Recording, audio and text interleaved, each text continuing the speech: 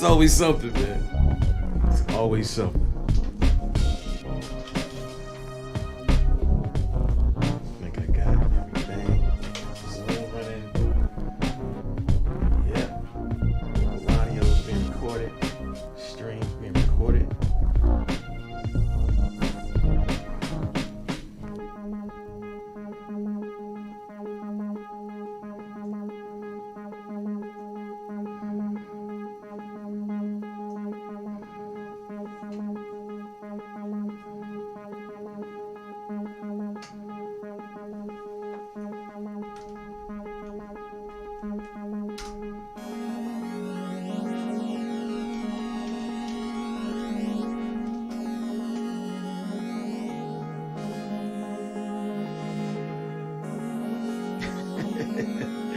Let's go. We got comments already. Yeah.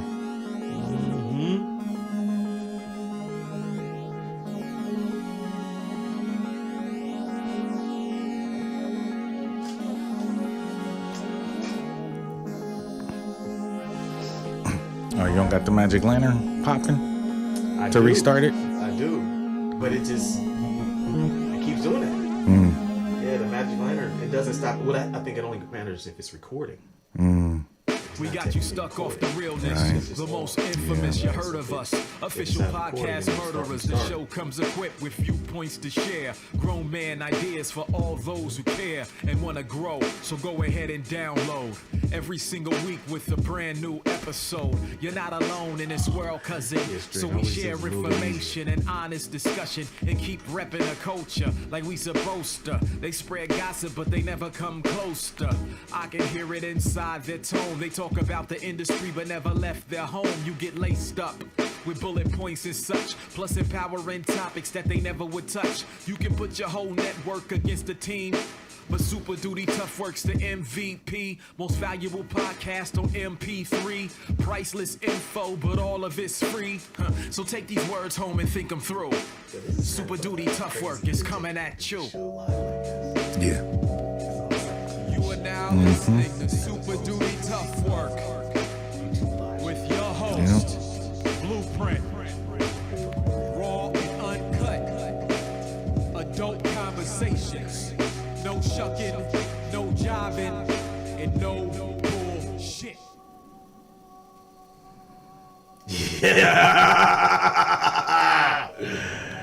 Yes, sir. Yes, sir. Yes, sir. We up in here. We are up in here. What up? Yo, to everybody out there, if y'all can hear us A-OK, you know, hit us with put a one in the chat. Let us know if y'all can hear your boys A-OK Logic. Can they hear you? What up? Y'all hear me? Y'all hear me okay? You know what I mean? Let us know if y'all can hear us okay out here. Hit us with a one in the chat. You know what I'm saying? He said my vocals is doubling. Vocal is doubling? Is mine doubling or somebody else is doubling? Is it me? Hold on. He said we hear you, but there's an echo. Is there echo on me or on the Logic? On both of us? I wonder if both mics are picking up. In the comments, let us know. Is it on me or on? Okay, it's all doubling. Oh man, hold on, man, hold up. It's all doubling. Okay, well let me do this. Let me see. One, both doubling. Okay, well shit, that sucks. Yeah, that's not tight. Well, let me see. Let me see what we can do. Hold on. So we coming in through here. Let me see. Monitor off, so output. Let me turn that off. How about now? Let me know if it's still. He said purpose. Now it's good. We good? Good. We good, y'all? Solid now. Solid now. Tits. Okay, let's go. Word. Hey, before we get into this, we got to let everybody know that the degree of difficulty on this is mad high. This is not no easy shit to pull off. We've been trying to do this for a long time. Yes. I think we actually tried to do this as one of our challenges on the 30-day challenge. Yep. And we did not We did not achieve that. We failed, bro. We failed. We couldn't get it done in time because there's so many crazy challenges to rocking the show like this, like we want to do it. And now we know that there's people who they just get on, they do it the normal way. But us, we got like a thing. We got an aesthetic. Yeah. Oh yeah. And since it's live, yeah, get the likes up. You know how many people? We got 10 people in here. We gotta get the likes. We need at least 10 likes. Yeah. If for as many people in here, we're gonna try to keep the likes looking the same. And let us know what you think about the crispy setup. Y'all see how crispy is looking back in here? You see, Logic, he been shining for the last few weeks on the show. I know if y'all notice Logic's background every week get a little nicer, a little more crispy, and he kind of passed your boy up. I'm sitting there just not caring with the basic setup that I had for years, and the Logic coming through with the accent lighting, staging. He got the bookshelf and the record shelf in the back. I'm like, nah, fam. Nah. Got you out here looking crazy. Got me looking crazy. So episode 300, I'm like, okay, I got something for this man. He gonna come over here and he gonna be, okay, Fred, we know what you're doing now. You back in the game. See, we update our formula. You update the formula. Say oh yeah, y'all know what we can do too. Hey, look, hold on, check this out. Ooh, hold on. Yeah, we can put the crisp is unprecedented. Let's go. He said Logic moved into the new studio, started flexing. He really did. Hey, you know what I'm saying? He really did. Sometimes you gotta do what you gotta do, you know? He did. He been flexing on me for mad long, yo. Mad long. And I just been letting him do it like, okay, man, I'm gonna let my man shine. But you know what? I'm coming. I taught him all these tricks. Who taught me all these tricks? I mean, you know what I'm saying? You gave me some things with lighting, you know what I mean? Things, man. Yeah, Yo, man. this man is observed. He taking mad tricks out of my bag with the lighting, man, and he be applying them. So I don't even be mad when he does it. But it's like, man, it's dope because when I step it up, he step it up, and now we both sharp. You know what I'm saying? We both sharp. Some of y'all gonna see too. We got 2 camera angles rolling on y'all tonight too. Don't sleep on your boys. Come on. This is why we can't do this every week. Right. It takes a lot. But first shout out. Let's give a shout out to everybody in the chat. Yo, I'm gonna go down this chat. If you in the chat, I know y'all said what up, but let us know what city y'all from. Hit us in the chat and let us know what city y'all are from. We got 10 people in the waiting room. Let's fucking go. We got a lot of people ready to talk tonight. Nice. You know what I'm saying? We got B9 demos in the house. We got Ricardo Tejeda. What's good, Jack? We got reporting from 20XX. What's good, dude? J Bing in the house. Ish. What's up, Ish? The stomach. El estómago. Estómago. Is that how you say it in Spanish? Ish. El estómago. What's good, buddy? Ish been holding us down for a long time. Agent Smith, 78. What's good? Michael in the house. Who else we got? Edison Art. What's good? Zowski. What's good? Otter Moniker, Agent 78. Let me see who else. Fat Matt Jones. He said, "What trips me out how your backgrounds look seamless." Hey, thanks, man. Let me in the Zoom, guy. Everybody should be in the Zoom. It should be in the waiting room. It should be a default to waiting room. So if y'all in the Zoom, hang out there for a minute. We're gonna start taking calls in a second. But yeah, if y'all are in the chat, let us know what city, what state y'all are coming from, and we're gonna read them off. We want to know where everybody coming from. Oh shit, we got Atlanta, Georgia in the house. 14 people in the waiting room. Yeah, we got a lot of Q&A going on tonight. Yeah, y'all. It's going down. Super Duty Live. Corona, California. Fort Worth, Texas. Let's go. Share the stream too, y'all. Share the stream. Yeah. Let your friends know. Yes, please. Please share the stream. Let your friends know. Word from Charlotte. We got Lawrenceville, Georgia in the house. Asheville in the house. That's 2 North Carolinas and 2 Texas. Nice. Man. You know what I'm saying? New Hampshire in the house. LA in the house. Ish, what up? He said, hand purple blue peace. Good vibes. I can't remember where Ish, where you from, man? I can't even remember. Zowski, Waterworld, Michigan. Zowski, I know you from hanging with Gambit, Hubert. I think that's where I know you from, Zowski. You got to let me know. I think we got a mutual friend in Hubert, who's been a guest of the podcast. You know what I'm saying? But yeah, man, Clifton Park, New York. Let's fucking go. Let's fucking go. We got 12 people in the waiting room. Hold tight, y'all. We gonna get the waiting room started in a second. But we wanted to get this started with something special. Something special. Yeah. And it ain't got nothing to do with like this episode per se, but it's got everything to do with this episode. And so what we want to start with is this post that was made by Hugo Monster. Hugo, I don't know if you in the chat or not, my guy, but if you are here, we want to thank you. I'm going to read this this post that Hugo made. Shiny Cameras, Sean Kantrowitz. What up, my guy? Skip in the house. What's good? James Jeter, what's good? That's my Columbus brethren in the Zoom. Come on, man. That's what I'm talking about. So I'm going to read this, and then we're going to start getting to some of these. We're going to open up the phone line, and we're going to start taking some calls, y'all. We're going to do this live. It's going to be live call in. So hold on. I'm going to read this post real quick. And so y'all just take this in for a second. And this post is so inspiring to Elijah and I.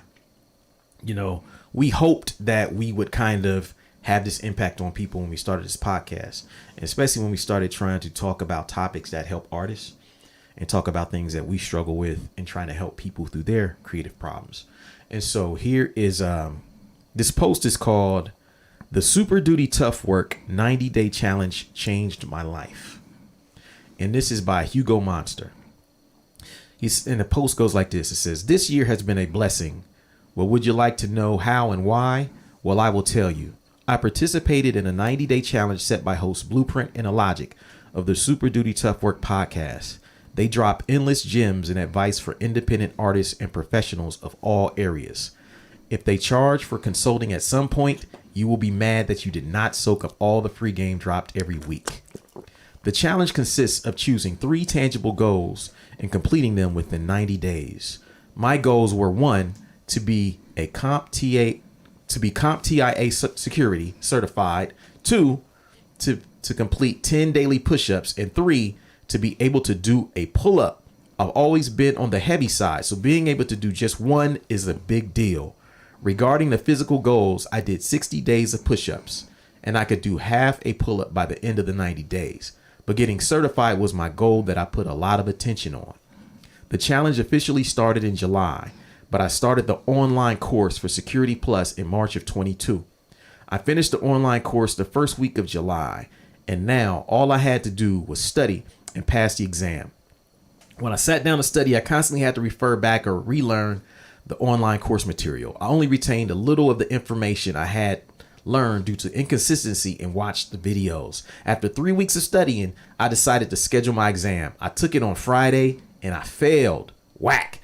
I arrived home after my exam, sad and frustrated, but still determined. I studied that weekend, called in sick that Monday, and rescheduled my exam for that evening. I passed the second time around. Dude, I was hella happy and excited. To give you some context, a year ago in 2021, my mentor friend, IT professional Willie, told me about Security Plus and that I should work on getting certified. I told him I would look into it. I did some light research, but nothing too serious. In July of 21, I got a new job at a managed service provider, MSP. The gig was remote work from home job with occasional on-site visit to clients. Only working from home was intriguing and a motivating factor to apply. The MSP focused on security. So after 8 months at the MSP, I decided to get the certification. I worked as a desktop tech for years. I was getting frustrated only helping end users with computer issues. I was confident in this position and had excellent customer service skills. My performance review reflected how well I helped clients. The performance review was helpful and necessary for what I did later on. A huge reason why I wanted to get certified was to work towards a better position within the company and move up in the IT hierarchy. I dabbled in some networking, but I felt needed the proper credentials to pursue a job in networking. At my previous job before MSP, my friend Jay constantly told me I should get more familiar with networking, and he even went as far as to bring network books for me to read. But just like the situation with Willie, I did not take the initiative to learn more. So after I became Security Plus certified, I reached out to my company's president and asked for a raise. I was nervous about our meeting because it was all new land. I never really formally asked for the raise. During our conversation, I used my performance reviews and my recent certification to help prove my case.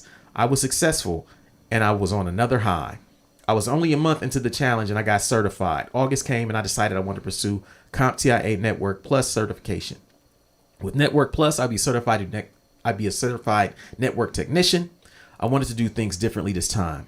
I did not want to spend months sporadically studying. I set up a schedule to take the online course after work at the local library on Monday, Tuesday, and Wednesday in the first 3 weeks of August. By the fourth week, I had completed the online course and was to only study for the exam. That fourth week of August, I crammed Monday, Tuesday, Wednesday, and Thursday. I felt ready, so I scheduled to take the Network Plus exam Friday evening. I passed it on the first try. Let's fucking go. Nice. I called Jay to let him know your boy was now a certified network tech. Yeah, this one felt special. I had been ducking networking like an ex-girlfriend. I let my current job know. My job at the MSP offers professional development. They reimburse the cost. He said, however, the time only matters for week. I'm gonna skip to the end. Hold on. Either way go, he had to leave his current job. Mm-hmm. He said, at this point, I came to terms it was time to look for a new job. Present day, I'm now a systems network administrator at one of the most prestigious universities in the nation, maybe the world. They say that, not me. I made it. I'm proud of myself. I'm even happy to acknowledge that I'm proud. Doing that has always been difficult because I fear that the minute I recognize a small taste of success, I'll get complacent, comfortable, or fearful that by acknowledging it, that it will never happen again. Fuck that. I love this. This shit is great. I love this shit. You know what I'm saying? I take the BART to work. The other day, I got off the train. I paused for a second. I took a deep breath and soaked in how far I'd come. Reflecting on the 90-day challenge, I realized it became a catalyst for the new beginning. I followed through on my goals and I got rewarded. I'm still in shock. Man. Dope. In 2018, this is the last paragraph, my friend Pavo introduced me to Super Duty. Blueprint and Logic share their mistakes, lessons learned, and successes. Hearing them speak about how important stability is, normalizing day jobs for artists, and reminding me that I ain't missed shit is priceless. These guys are staples in the profession. They share experience and give you tools to help navigate your journey. What they say holds true, holds value. But the cool thing is that you get a sense of sincerity and honesty that is hard to find in the hip hop community. Bars. Woo! Let's go, Hugo Monster. I don't know if you in here, brother, but that is such an inspiring letter. I hope that you guys got something out of that. I did. What you think about it, Elijah? Yeah, man, super dope, man. Like Hugo's he's become a friend. He's in my streams all the time. I just actually did a feature for his upcoming record. Nice. That I got to him a couple weeks ago. So yeah, man, just super proud and glad we could be of some help and some inspiration for it. Hell yeah, that's fucking dope. That's fucking dope. Yeah, y'all. This shit has been really a journey for us. Yeah, and knowing that we're able to help people is really the reason we continue to do the show every week. It's not we don't get paid like that to podcast. We sell books and things like that, but that's not enough to really stop things, bills and shit like that. So we appreciate everyone's support and we want to continue to help everybody here. And so y'all know what we about to do next. We're about to open up these phone lines. Let me see. Okay, I'm trying to admit. Sean, this is going connecting to audio. Okay. Jeez. All right. Sean, can you hear me? Oh, he's muted. Oh, hold on. Now he's on. Yo. Oh shit! Finally. Somebody. Wait, am I actually on this right now? Yes, you are. Y'all hear Sean? Guys, I was watching this and it felt like a horror movie. Like, I was just waiting to see. Like, wait, is this one gonna be a troll? Like, that was really yeah. The suspense was mounting. The suspense, exactly. Yeah. It was mad suspenseful. Man, guys, happy 300th. Thank you, sir. Thank you. you.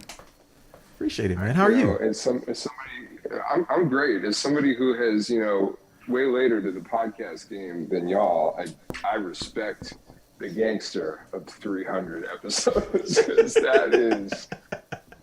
that's a lot of work. They're giving you guys a lot of work.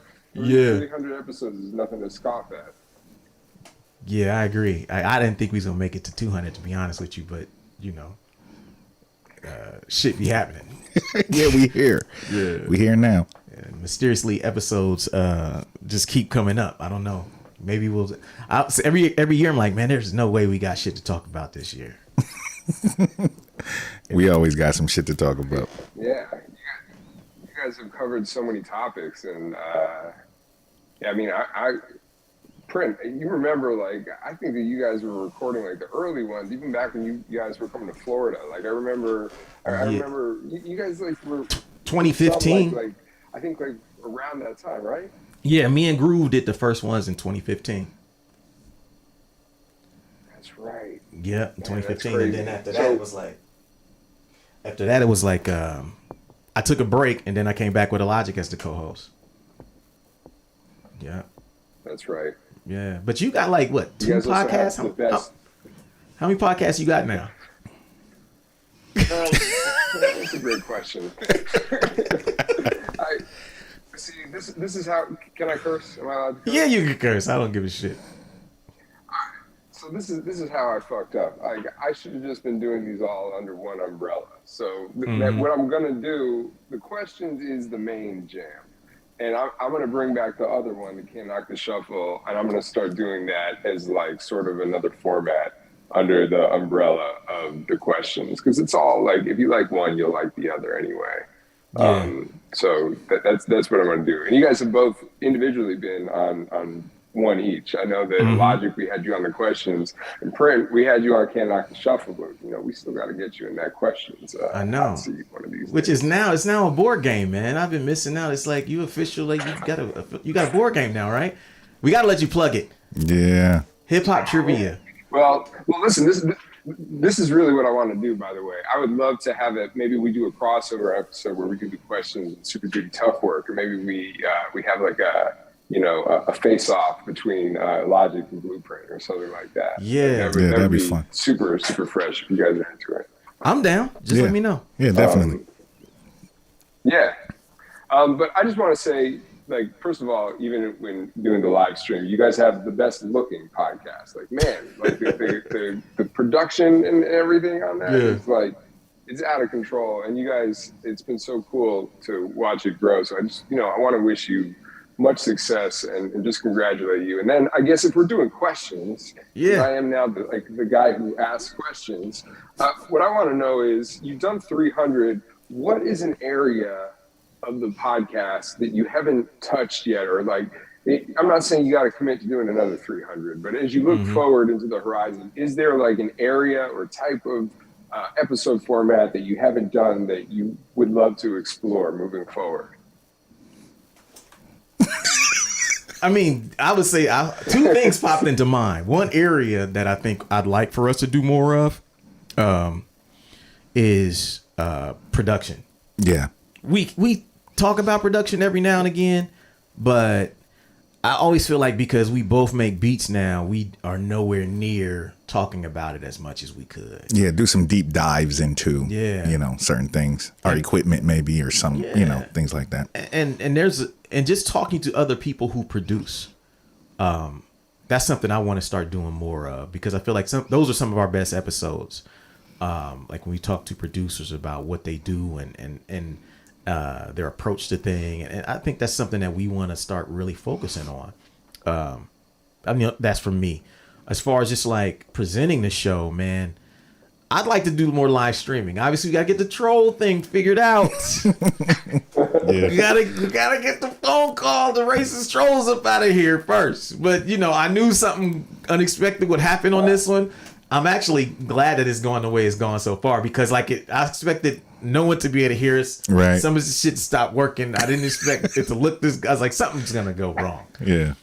But so far, I want to live stream, and I've got it in my mind. I mean, if I get more time later this year, which I'm going to try to do, I would like to do something like this where we just come on here maybe every week and just talk music. Mm-hmm.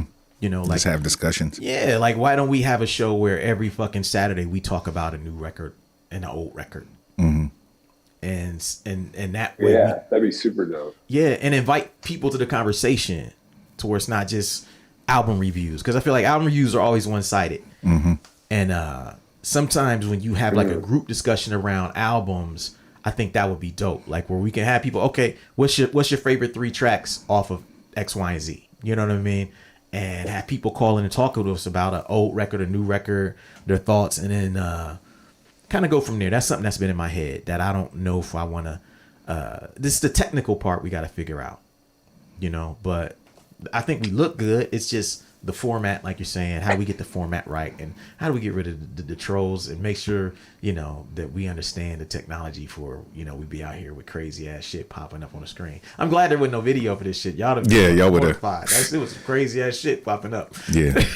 I can only imagine, and that plays into the horror film suspense aspect of it. You know, like in horror, like it's almost scarier when you don't see it, and like it's just like imagination is what is being shown. I was just like, God damn, this seems horrifying. But I mean, that's great. I would love to see you guys do all of those things, especially the production side, because, you know, I feel like there's a good contingency of the listeners and the audience of the show who, if they don't personally relate to like some of that deep dive, the audience seems like they still appreciate that stuff, you know. So you could be like speaking to people who are already there, or just, you know, educating people and putting them on to stuff that they didn't know that they didn't know, you know. Yeah, I would like us to do more in person, like if we could do like some actual live, because we did one at the 2x2 festival here in Columbus a few years ago, and it went off really well. And if we could take the podcast on the road at some point, you know what I'm saying, I think that would be really fresh as well. Yeah, I agree. Yeah. I'm definitely trying to do some on the road stuff this next year too, with the release of the game. So maybe there are more ways in which we can collaborate on some of these ideas. I see where you're going with this, Sean. I see where you're going with this. Yeah, I think so. There's like a slight lag or delay, I think, that's happening. So every time I say something, and because I'm not seeing the video of you guys either, I just see like you know, Prince's face, like the image. Okay. So like every time I say something, there's like a slight like unease. They have like, oh, are you not like? And then it comes in afterwards, like, whew, okay, yeah. Yeah, my fault, man. Because I had stopped my video because I was like, oh, people just be calling via phone, so I won't need video. But let me see if I can start mine. Well, can I start video? Yeah, no, because it's. Yeah, I'm just gonna let it alone. I mean, I wish I could start a video, but yeah, we can see you. And I'm like, man, I don't want to fuck nothing up. We got shit working finally. Let me just leave that shit alone. Yeah. Too volatile, yeah. But much success, congrats, and you know, I just got to say again, I got to give you guys love. I've been listening to the show since the beginning, and you guys are still 300 episodes later, still a podcast that I'm checking for every week, and the tenacity and the ways that you guys have inspired and continue to evolve it is just, it's really great, and I'm a big fan, and I continue to be a big fan. So congrats, guys. Thanks. It's amazing. Thank you, Sean. Thanks for coming on, brother. Hell yeah. Ladies and gentlemen, please support Sean. Yeah, he's got a dope game. He's got like you know, tour. He's got like 8 podcasts. Yep, hip hop trivia game, which is also yeah. Go to questionshiphop.com and pre-order your card game, the Questions Hip Hop Trivia. Look for a Super Duty Tough Word Questions crossover coming in 2023. I'm calling it now. That'd be dope for sure, man. Thank you, Sean. Appreciate you, brother. Peace, fellas. All right, peace. Thanks. All right. So we working. Yo, we made it through a call, man. Man. Hey, look, man. Look. He said Rubik's Uno said the board game is fire. Yeah. We got to get on that. We got to get on that show. Yeah. Who else we got in there? Ricardo Tejeda is in there. And we got Cut Productions. I recognize that name. So. Yeah, I do too. And I think Brandon's been waiting the longest out of those that's in there. Oh, where? Yeah. Brandon. Okay. Yeah. So let's do this. Okay. So we're gonna go to Brandon, who is B9. B9 demos. We're gonna go to you next, B9. Hold on, I'm gonna bring you in. And let's get you to connect your audio. He's muted. Muted. You gotta unmute yourself. Ask to unmute. Bet. All right, can you hear me? Yes, Yeah. we can. Holy shit, I'm talking to Blueprint and Illogic right now. Yes, What sir. up? What Yes, up? sir. Crazy. Yo, this is Benign. I'm from Fort Worth. I've been doing this shit for a long time. I've been producing and rapping and playing guitar and a whole bunch of shit. But yeah, I've been listening to Super Dude Tef Works since I heard about you guys from What Had Happened Was, which is also Yeah. a great podcast. So for my Hell people. yeah. Yeah, so shout out to you guys. I went back and even listened to every single episode you ever did, even back on the SoundCloud ones until you got video, and then I switched over to YouTube. So looking crispy every week. Illogic, shout out to your game over there with your video and your lighting and everything. I seen that.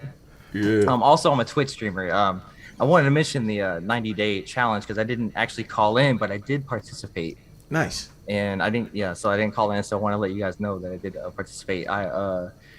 I've been streaming on Twitch for like 2 years now, and just this last year, I got the capability of like producing beats on there too. And as of this year, as of the 90-day challenge, I sold my first 2 beats in the same day. Nice. So Nice. Hell you know, if it wasn't for you guys, like pushing that, pushing me and kind of changed my mindset into what I can do with music, because I was always like way too precious about it. But Yeah. so I thought gotta let it go. You know what I'm saying? Yeah, so that's dope. I didn't really have a question, but it was really funny that you mentioned about wanting to talk about producing more, because I wanted to think of a question about like what would be a great mix technique, or what's something that you look for in a mix that makes it good, and what looks something bad, so I was like really excited to hear you want to talk about that more, and I would love for you guys to do that.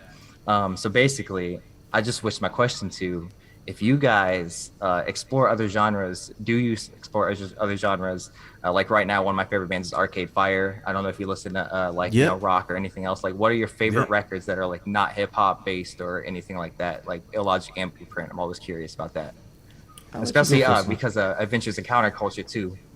Like Adventures in Counterculture is one of my favorite albums. I just showed my brother Automonica. He's right here right next to me too. So I just showed him that album too, and I was like, yeah, you gotta go listen to this shit. I love what you're on, and it's just so different. So Thanks, I want to man. hear what you guys have to say about different genres and exploring maybe in the future with your own music. Yeah, for me, I'm a big jazz head. I played saxophone in middle school and high school, and always been really heavy into jazz. And once I really started digging and making beats, that's the first place that I went, because that was the place that was familiar. And my record collection is probably 90% jazz. And like one of my favorite albums that I listen to pretty constantly is Hubert Law's Rite of Spring. It's a really dope, cool, chill record that I just kind of put on when I'm just in my studio, just chilling, burn some incense. And yeah, man, that's like one of my go-to records right now. You know what I'm saying? That I really bump heavy, and I've sampled. So it's so many samples on there too. Like it's a great record to listen to and a great record to sample. So that's my shit right now. Yeah, I mean, That's I awesome, dude. I'm gonna have to remember that one. Yeah, on the phone right now for everybody listening, we got B9 on the phone, demos What's on up? the phone, and just so y'all know, Hey, shout out Hugo, by the way, putting that work in. Shout out everybody else in the chat. yeah, shout out to Hugo, he finally showed up. What up, Hugo? Yeah, we read your post earlier. I don't know if you were in here when we did, Hugo. But Yeah, I don't think you're in here, but we read your thing. To answer your question, about other genres, I listen to all types of shit, man. Like shit, I drive a truck right now, so all I do is listen to music for like 11 hours a day and shit. But I'd say the band, I definitely, Arcade Fire's first record, that shit definitely had an influence on me. Like that first song on that first record is so epic that with the pianos. You talking about Wake Up? He said if snow buried my neighborhood, I'd you know what I'm talking about? He's talking about being like trapped in this like snowstorm. If the snow buries my lyrics neighborhood. are crazy. Yeah. So it's like, I love their first record. I heard some of their second one. I liked a lot of that, but I kind of fell out of them not because they fell off, but it was just kind of one of those things where we went from like the CD era to MP3s and MP3s to streaming. Right. But them and a bunch of other bands I used to listen to a lot that I realized I kind of lost track of. The band that I say I listened to recently that I liked a lot is like Unknown Mortal Orchestra. Oh, they're dope. Yeah, I mess with them heavy. Like I saw one live video of them, and that was pretty incredible. Yeah, and they're not, and their live is nothing like their records are killing them like their live record. I mean their live show. They're so good on record. But yeah, I think I sent you a lot of their shit before. Yeah. But yeah, outside of that, you know, I actually play in another band called The Extracts, and I played lead guitar for them. And the front man, he actually turned me on to them. Oh, and nice. I was like, he writes similar songs to them, so like they're pretty dope. Yeah. I watched all their live shows like on YouTube, those like little sets and everything. So like as far as like exploring different genres in the future, how about both of y'all guys? Like how you I mean, I got some shit I'm cooking up right now that's like you know. Yeah, I got some shit I'm cooking up too. You know, I've been cooking. Spoiler alert. Yeah, I've been working on some things outside of my normal box for a long time. And so is Brent, just trying to expand our artistry and, you know, do some different things. So hopefully in the coming years, you know, next couple years for me, because I'm still developing some stuff. But yeah, in the next couple years, you'll hear some different stuff, and it may you might not even know it's me. It may not even be under my name. Oh shit. Yeah, I'm stoked on that. Hey, if y'all need a guitar player, let me know. Hell yeah, we'll do, brother. Yeah, that's my first instrument. You know, I started playing in punk bands when I was 19, and then, you know, eventually found hip hop, you know, and found the real, you know, hip hop where they talk about shit, and that led me to you guys. So fucking my music goes all over the place. Yeah. Dope. Yeah, I agree, man. Like, you know, as record collectors, we have a lot of different influences, you know, and beat makers who sample primarily, like, so it's kind of hard for us to even probably narrow down shit sometimes. I'm like, dude, I listen to so much. Yeah, I listen to so much shit. Yeah, just random shit that you know, I'll be like, how the fuck I get this record? Where the fuck did I learn it? It's just you pick up shit over the years, and it just kind of influences you. Hey, maybe that could be an episode. You know, best like you know, influences from outside cultures, or or I don't know, best records we found that aren't hip hop. Yeah, that aren't hip hop. Like most random records we found. Because I love shit that kind of treads, you know, shed genres. You know, you know what I mean. Like John Bellion's another one I think of. Alt J.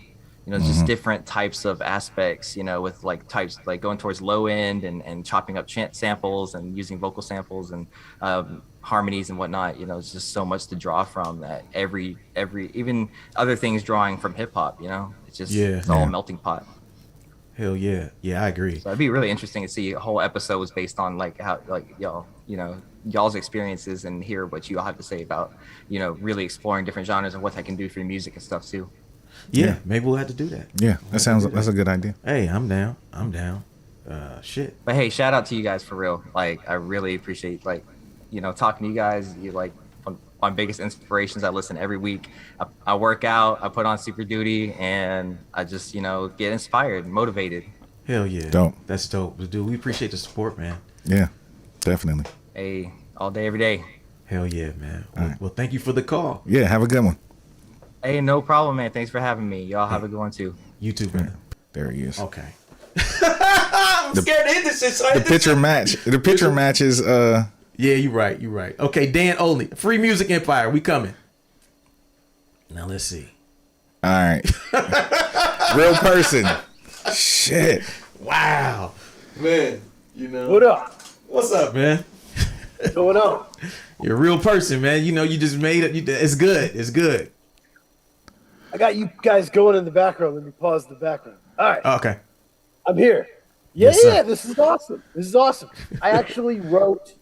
They were talking about adventures in counterculture, by the way. Yeah. Earlier, I actually wrote a long form tribute to that album on my website. Yeah, That's it was dope. the basic thing was that you guys are getting so big on this podcast, and it's awesome. So when they hear Blueprint, they think of this podcast, and when I hear Blueprint, I think of adventures in counterculture. It's the first thing I think of. That's awesome. Because it was so left field. It was so different you were singing. Rhyme Sayers just wasn't really doing a lot of stuff like that, in my opinion, at that time. And you really, it was a career album Yeah. because, as you said before, when you were talking to Cryptic, the critics were turning on that sound, and we're like, this is nostalgic. We don't like remembering, you know. Uh, and so you were able to just be like, no, I'm super dope, and I know lots of shit. So I was really excited about that. But Hell yeah. I think my favorite one is going to be Blueprint versus Funkadelic. I love that shit. Nice. Thank you. Anyway, Thank you, brother. I was just yeah, no, it was cool. And shout out to Elogic and the transition. That shit is unbelievable. Oh, thank you. Unfucking believable. Thank you. Illogic new album out now. Transition. Yeah. Everywhere. Everywhere you can stream music at. Yeah. I need to be finishing up Yeah. a music video I'm shooting for this man. Woo! It's taking too long. Video. I mean, that's gonna be awesome. Yeah. That's gonna be awesome. And shout out to Illogic's feature on that Castro album that is unbelievable. Oh, word. With Small Professor. Thank you. I want to interview C Money Burns. I run a website and I interview people. What's the name of your I website? would love to interview C Money Burns. Oh, it's freemusicempire.com. I'm on Patreon too. Okay, Yeah, dope. yeah. I actually emailed you guys about a potential crossover episode kind of thing. But that was a while ago. But I would love to. I would love to interview C Money Burns about just mixing that album because it was so different. It was so prog rock and cool. I don't know. I'm all over. Hell yeah. But yeah, you guys are great, and shout Thank out to you. I saw Blueprint live, and it was great. Long time ago, years ago, and yeah, I've been so excited about this. Running a podcast is hard. It's hard. Yeah, it is. It is. I'll have to tell you a brief story. I had a philosophy podcast for 2 years, and I did 10 pages of research for each episode because I'm obsessive, right? We had a great episode. This is what killed the whole thing. Did a great episode and didn't get any of the audio, and I was like, I'm out of here. I can't keep this up. So when I started my weekly discussion of music, I was like, it's going to be a little bit looser because I'm not gonna die on every hill, you know. Yeah. You guys do a lot of work in preparation with the bullet points, and it does a lot of good for young artists entering this space, where it's easier to make music than it's ever been, but there's less mentorship than there ever has been. That's a it fact. feels like Yes. yeah. Yeah, I would So agree. people like Zilla, people like you guys are critical as people to stand there in front of the tribe and be like, I did that 7 years ago. Don't do it. You know? Yep. That's a fact, man, dude. Thank you so much, man. That's a fucking fact. That's a fucking fact. You know, we see it too. You know, sometimes when we first started talking to artists about the stuff we talk about, we were like, no one's doing this. Should we be doing this? Talking to people about this stuff? And then we're like, yeah, we should be doing that because it's important. Yeah, and we wished we had somebody to tell us some of this shit when we was coming up. Yeah, man. Yeah. No, to hype you guys for a little bit, because there's the shit you guys have accomplished and done is innovative in lots of ways, right? One of those ways, you guys started taking commercials for other artists' albums. Like, that was not a thing. Everybody was selling mattresses or non-stamps. Yeah. Yep. You guys flipped it to make the business make sense for you. And that's something that Zilla tells me all the fucking time, man. Zilla tells me your marketing has to represent you. That's a fact. And it should be fun because of that. It should be fun like your art is because it should be you. And Super Duper Tough Work is absolutely like a beautiful spaceship of that, perfectly crafted to sail through the cosmos. Thank you. That was a lot. Yeah, we need to make that an intro. We might have to sample that. That'll be the intro. Sailing through the cosmos. Super duty tough work. The cosmos. It's business. Into the ether. Business. Making the business the art and the art the business. I like You know? that. I like that. Yeah. I like that. Thank you. Yeah, man. Yeah. problem. Thanks for the kind words, brothers. It's been a heck of a year for you two, and a heck of a year for this entire underground community. Like for all the incredible music that we got, for all the people making incredible decisions.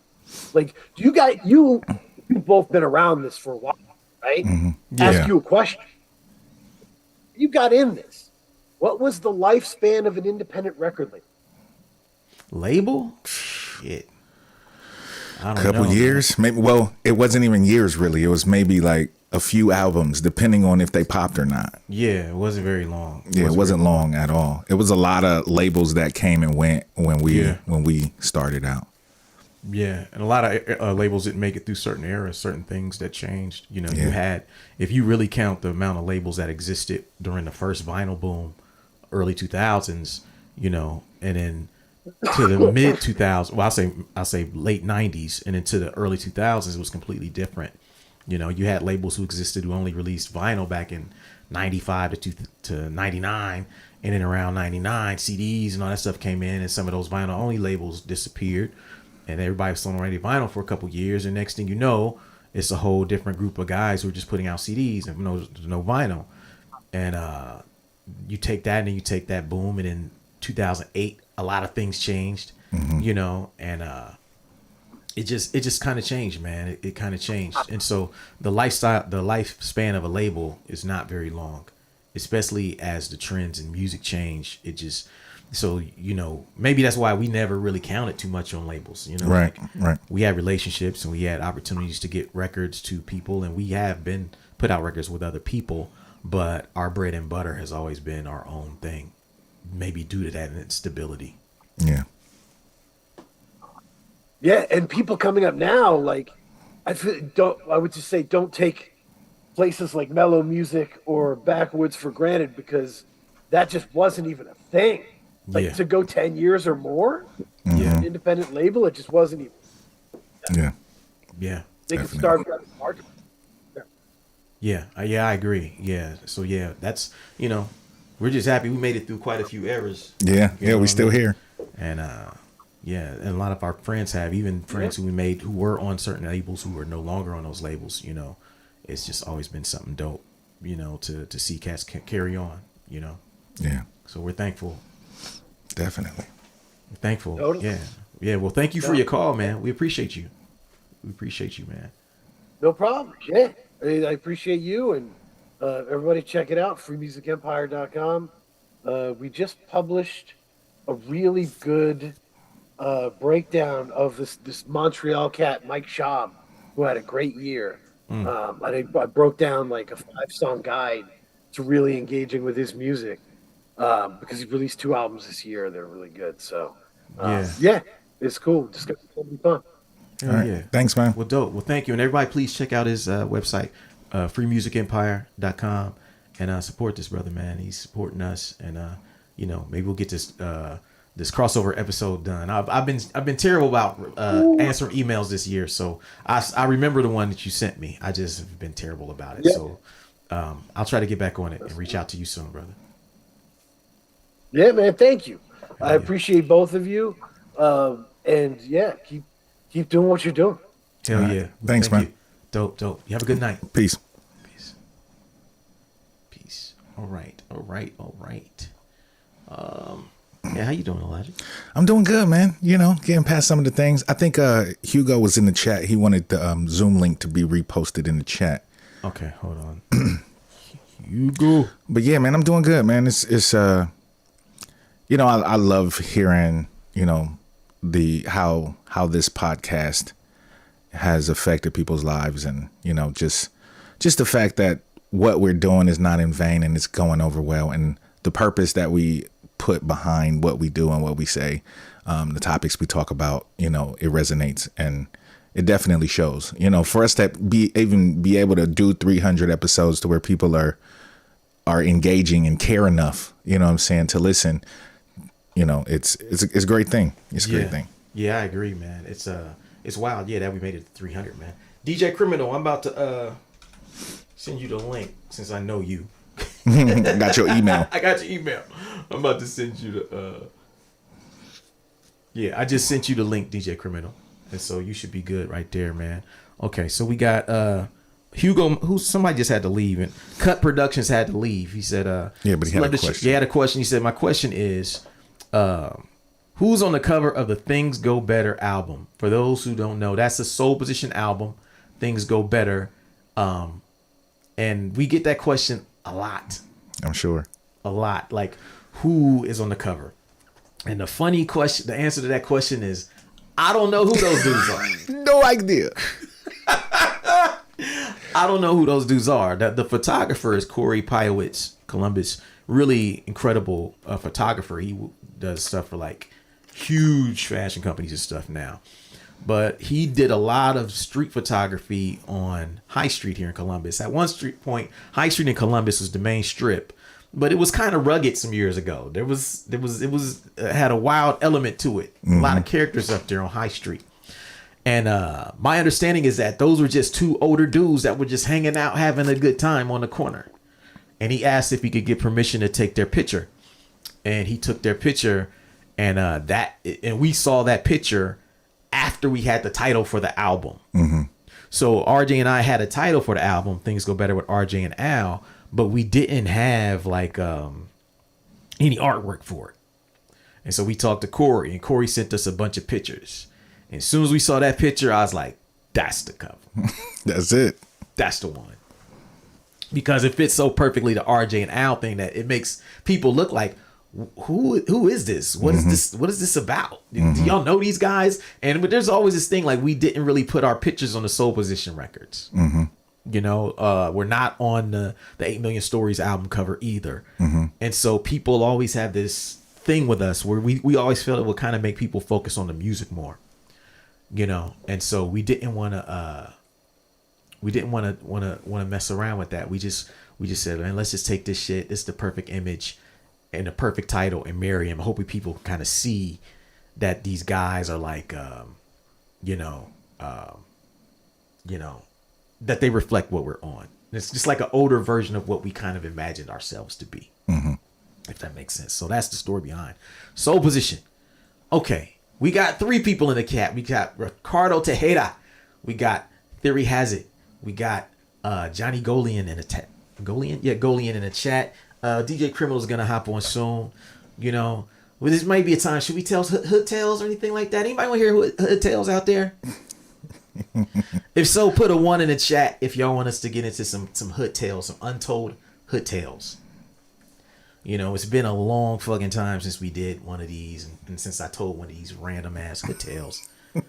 But I have one that I was thinking about the other day, and I was like, man, this shit is hilarious. And so if you out there and you want to hear some hood tales, throw a 1, the number 1 in the chat, and let us know. And okay, a lot of ones is coming through. That was quick. Theory has it. We gonna. Should we do Theory Has It first? Theory has it. Don't leave. We're gonna get you. We're gonna tell this quick hood tale. I definitely got to have you on here, brother, because you inspire me tremendously every day on my timeline. Very much so. And so we can't just let you get out of here without hollering at you. Okay, we got a lot of people with the hood tales. Look at all these ones up here, man. Look at all these ones.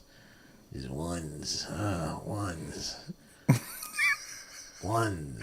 Favorite hood tale was the chick. When you let that chick borrow your car. Oh, yeah. Some good news and some bad news. Got some good news and some bad news. Got some good news and bad news. Yeah. Yeah, I don't know why my stories be all tragic like that, man. That shit's so funny. All right. So I'm gonna tell this story. This is one that I thought of the other day that I forgot all about until I talked to my homie. All right, so I got this homie. Name is Derek, right? And me and Derek grew up together, right? So Derek he's always been like a shorter dude, right? And you know how it is when you grow up with a shorter dude in the hood, they usually have like a little chip on their shoulder. Napoleon complex. Yeah, you know what I mean? Like, so like my first time I met Derek was in like the first day of like kindergarten. And me and my homie Mark, we lived across the street from each other. So me and Mark, we would all walk to school, and we was boys from that young. The first day of kindergarten, me and Mark go to kindergarten, and we walk out of the first day of kindergarten, and two dudes is waiting on us. Two other kids. It's Derek and this dude named Charlie, if I remember correctly. And dog, for whatever reason, they kicked our ass. Just random. They said that we thought we was looking too good. We thought we was too we was thinking too much of ourselves. We was dressed, you know, we was nice. You know, your parents dress you on the first day of school. Right. We was dressed like that. And so that's my first memory of Derek. Now, miraculously, we became friends after they threw us around in dirt and destroyed our first day of school clothes. We became friends after that. But Derek has always been like my dude. And so when I moved back here into Columbus, like 04, you know, I moved back into this house. And it was, you know, I grew up here, but there's so many cats I hadn't seen in so many years. They was like, yo, man, how you moving back, man? You moving back, man. You gotta fucking, you know, you gotta do something. Throw a get together or some shit. I'm like, all right, man, I'm gonna have a little party at the crib. You know me. You've been coming here. You ain't never heard me talk about no party. Never, ever. This story has something to do with that. So I'm like, yeah, let's have a party, man. We have like the homies over from high school and shit, you know. Oh, and you were still drinking then too. Yep, I was still drinking. Spades, dominoes, barbecue, hood party. Yeah, you know how we doing. Yeah. You know what I mean? We had the folding table out in the yard. You know what I'm saying? In the driveway, slapping some bones with my guys. And so it's a good day. It's good vibes all around. It's me, it's Mark, it's Derek. It's like 4 or 5 other homies there that we grew up with. Man, it's great. You know, it's my first real week in that crib. You know what I'm saying? I ain't got no furniture yet. You know what I'm saying? Like the living room was butt naked. There was nothing in there but a futon. Okay. It's butt naked. And so, you know, we get to telling stories. So we start telling stories, and Derek is like, yo, man, I remember that one Christmas I had to spend it with y'all because my dad was tripping. And so we start bugging. I was like, yeah, man, your dad is wild. Your dad was a mean dude. You know what I'm saying? So we bugging, telling stories about his dad. But Derek's little brother was there. He got a little brother named Keenan. He got 2 little brothers, Keenan and Rudy. His little brother Keenan was there. Now they like 10 years younger than us. And so we start telling these stories about his dad. You know, his dad, he was like, yeah, man, I remember my dad gave me some shoe polish for Christmas, and that was it.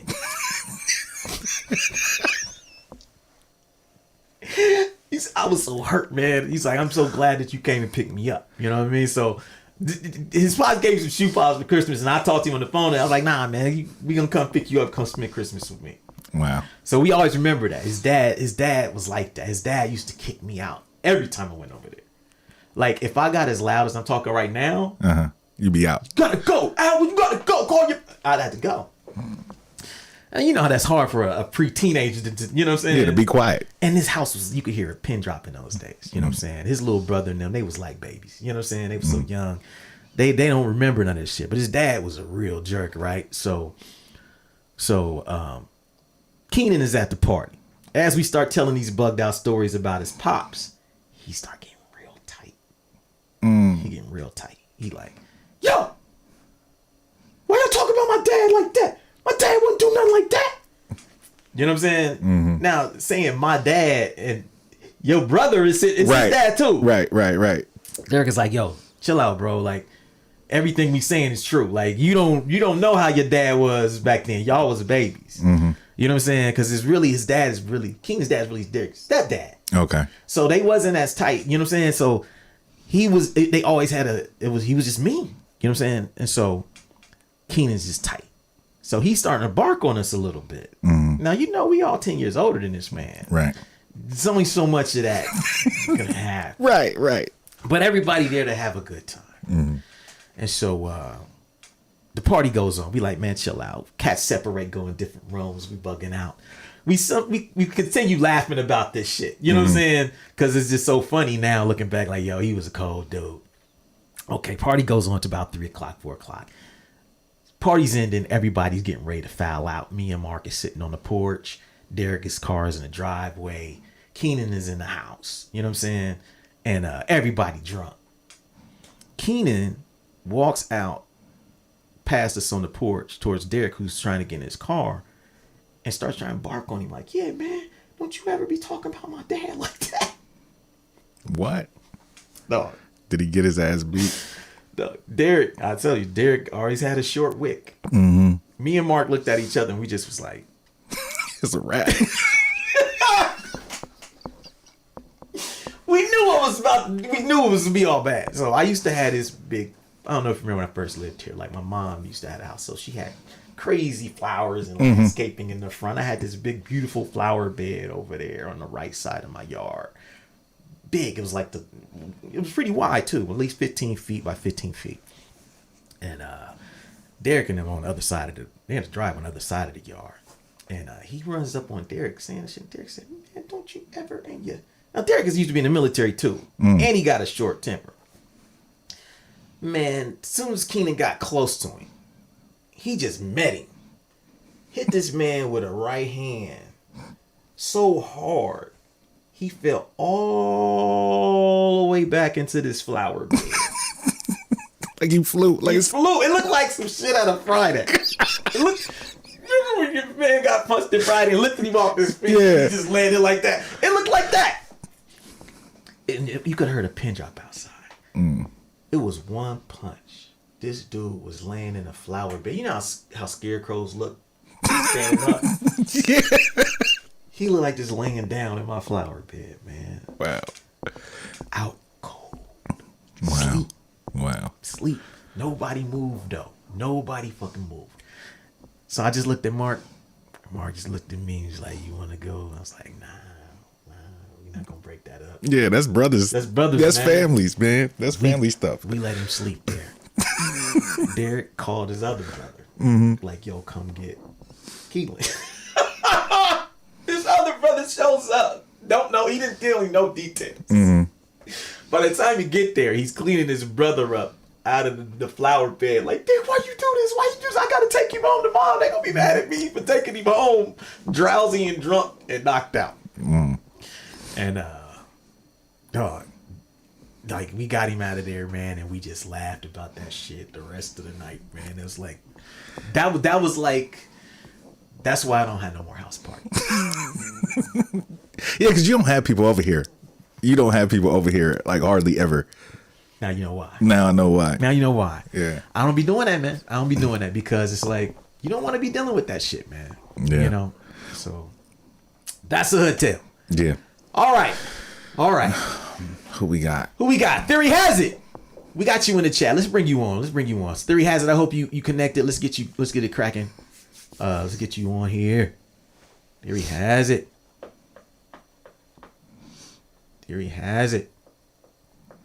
That's my bike, punk. Yeah, it was like some Debo shit. That's exactly what it was like. It's my bike, punk. It's my bike. Theory has it. Can you hear us? Yo. We hear his background. Yeah, we can hear Can your you hear background. me? Yes, Yeah. we can. How you doing, brother? I'm doing just, man, amazing. How y'all doing? Great, Great. man. You know, just spending this episode 300 with the people. Yeah, I can hear y'all. Can you hear me? Yes, sir. Yep, we can hear you. Oh, okay. Yeah, now there's a delay on. You'll probably hear a little bit of a delay from if you listen to it through the thing as opposed to your phone, or I don't know if you got your audio interface. If you got your audio interface on, you'll hear it real time. But otherwise, it should be. Okay. Yeah, it's a crazy delay. Yeah, it is. Yeah. So hold on. Are you? What are you? Are you on your phone? Or are you on your desktop? It's on my desktop. 1 second. Okay. All right, cool. Here we go. Okay. All right, cool. Here we go. Yeah. Yo. Just want to say, man, thank y'all for doing what y'all do. You already know what it is. So like, you guys y'all very special to me. I mean, I'm always going back to your channel and just looking through and replaying, you know, everything basically. The avoiding perfectionism, that one right there that one blessed me. You know, the 90-day challenge, like it's yeah, man, y'all got so many gems on there. It's crazy, and I just appreciate y'all for doing Thank you, what y'all brother. do because Yeah. y'all definitely keep me going for sure. Yeah, that's dope. Well, thank you, man. Yeah. Yeah, I mean, shit, you inspire us as well. You know, like just your timeline be having me feeling lazy than a mug. I be like, man, I mean, how come I don't be posting no beats? This man always got some fire in the stash every day. Yeah, you got me wanting to do a 30-day beat challenge, you know, to see if I got to be disciplined though. I got to be disciplined to do that shit. That's what's up, man. It's hard, man, because like, you know, the whack beats come out. You know what I'm saying? I just be on it. You know what I mean? Just try to stay on it. And like today, just been doing it so much that, my hands accidentally hit the keys, and then I'm inspired to do something, and I end up like laying something down. Like I get more familiar with like creating music and like I wasn't before. I was always looking up something, and trying to like really tap in or, but yeah, man. And I mean, speaking of that, like I think it was like one episode you guys talked about listening to like amazing music or something like that. Like doing that as well, you know what I'm saying? Like listening to that and actually going to find like that amazing music it really does like affect uh the the listener, the creator, you know what I mean? Like, and just soaking it all up, the game y'all got on the channel, man. It's just crazy. Dude, hell yeah. Yeah, so here's a question for you. Did you have an interest in like video production before you started doing the beat videos, or did it come as a result of the beat videos? I did. It started out with music videos actually, and then I went to school for film. Okay. Okay. So that's how that happened. Yeah. Okay, so you know some shit. Yeah. Yeah. I mean, I got a bachelor in film. I don't really like flex it like that, but yeah, man. Yeah, I want to get more into it, Yeah. Well, your stuff always looks clean. That's why I always wonder, like, some guys, it's like some people have a background in it. Some people, they just, because they have to make the beat videos and the stuff to be an artist, you end up with the camera in your hands, whether you like it or not. Yeah. And then sometimes you just get really good, Nah. Yeah, for sure, man. And I appreciate that because I'm always looking for like ways to, just look good. You know what I mean? As far as like presentation. Yeah. Yeah. Hell yeah. So what you got on the horizon, brother? Man, I heard you guys like doing stuff like that's kind of like outside of what you do. Yeah. I'm not doing like a rock record or anything like that, but I'm like tapping into like R&B, like the R&B side, and so I'm like playing keys more and picking up learning guitar and stuff like that. You know what I'm saying? So Hell yeah. yeah, man. Yeah. And on some random stuff, man, it took me till maybe like a year ago before I realized that you actually were from Cincinnati. Are you from Cincinnati? Yeah. So I mean, I was actually born in Winchester, Yeah. Kentucky, like central Kentucky. But yeah, I went to the like public schools in Cincinnati. Like, That's and crazy. Yeah. yeah, man. Pretty much So grew up there. when did There you and leave so there? And when did you move out? sixth grade. Okay. I think it was like I was going to the sixth grade, so I was like 11. Okay. But I had always been going like back and forth because I had family there. I was always going back and forth. I was in Cincinnati as a toddler. So. But Crazy. yeah, as far as like the music scene, you know what I'm saying? You know, from like, Animal Crackers and Yeah. Gilpo, you know what I mean? Like, yeah, I was definitely trying to like tap into that scene. I would see them battle all the time. Like, Top Cast, I would go to battles. I would be in battles, But Yeah. yeah, So I what? never. So you probably was there when I was there a little bit. Go ahead. You was probably there when I was there. I was, but I wasn't. You know what I'm Yeah. saying? Like, I caught wind later. Like, I didn't start going to Scribble until like 03, 04. Oh, okay. Yeah, because I left in Yeah. '04 was my last year there. I left in '04. Mm. Oh, okay. Oh, wow. Yeah, because I was going to Top Cast Wow, like yeah, that all that's the crazy. time too. Yep. I was there from '97 Really? to '04. Yep, I was in Top Cast. I battled there quite a bit. Like Scandal Wow. and Eclipse, Yeah. CJ, Unseen, Yep. all them dudes, man. Yeah, be up in Unseen. there every week. Animal Yep. Crackers and Dibs and his crazy self. Dibs, yo. Wow. Yeah. You know what I mean? Yeah, man. But Dibs voted against me in a beat battle, man. I'm sorry. Unforgivable.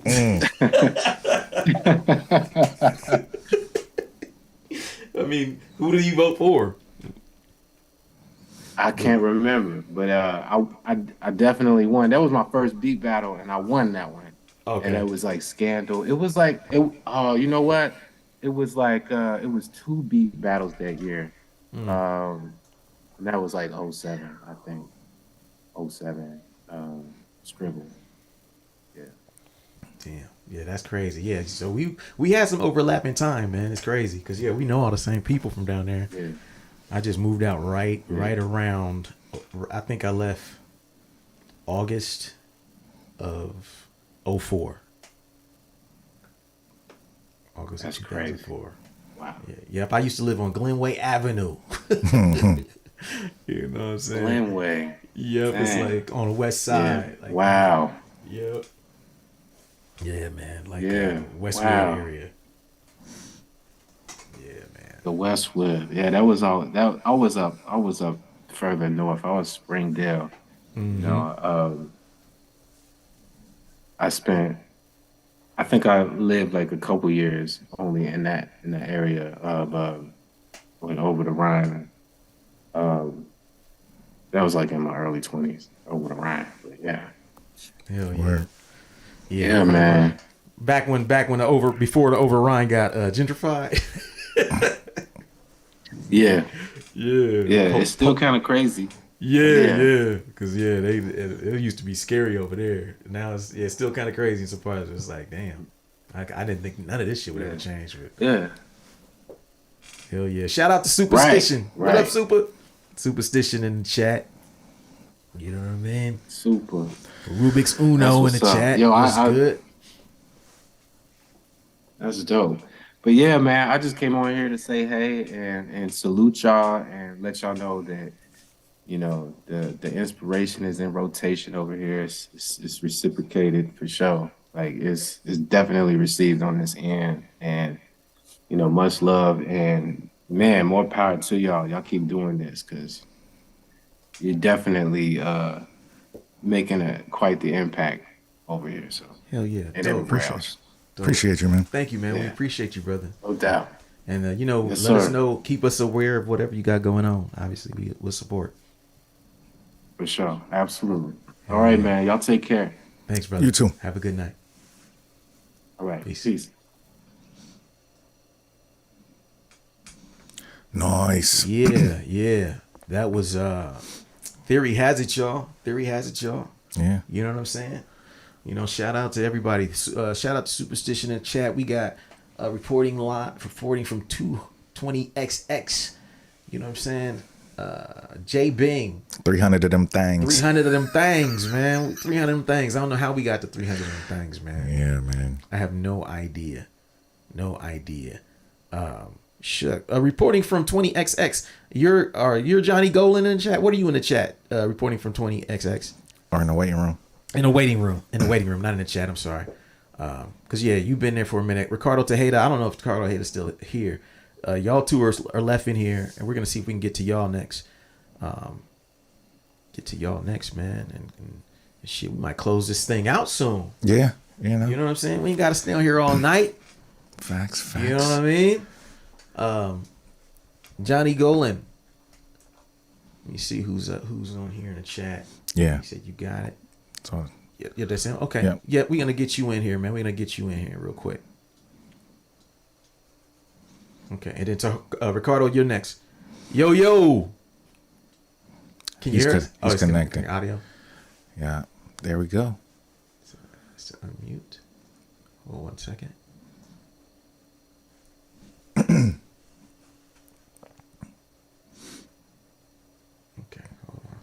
Johnny, you're muted. There we go. There we go. Hey, Okay. can you hear me? Yes. Go ahead and, You're next.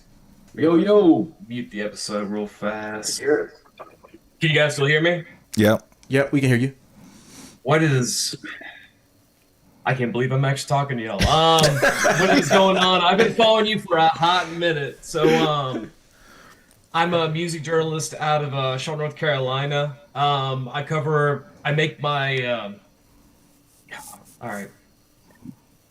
make it my pursuit to cover independent artists. There's a bunch of people here in Charlotte that since I started writing back in 2018 that I've gotten to really spread their message, spread their music. So reporting from 20XX music, or it's a video game reference from like the old Mega Man games, just so that makes sense.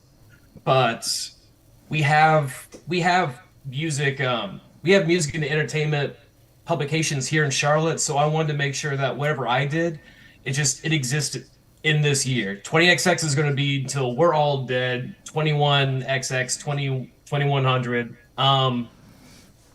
So I also make an effort to go into like find artists that are international, domestic, like shout out to Tino because Midwest Sorrow is such a good album and he keeps dropping gold.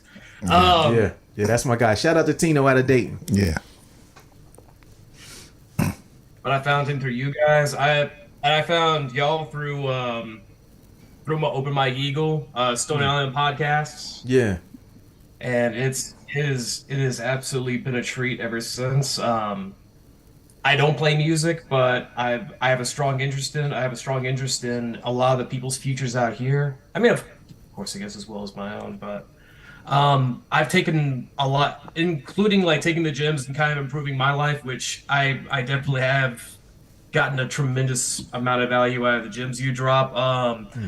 At the Dame Dash episode, Dame Dash was right. Owning your own platform, opening it up, like working for your name. Most recently, inspiration versus discipline. I'm just coming off what I would call a writer's block. Logic, you probably would shake your head at that. It's just write, and don't worry about being inspired. And in the last couple of weeks, I've just written. I'm like, oh, this was there the entire time. That's cool. Yeah, that's how it happens. But high price of fame, making the press work for you with Big Stowe. Shout out to Big Stowe too. That was my first one in that. That's actually gonna go into my question, but there's so much, and I've tried to any of my artist friends I share your episodes with. I try to find like the one thing that they're trapped in at that point. I give them a specific episode, like listen to this, listen to what they have to say. I think this is going to help you.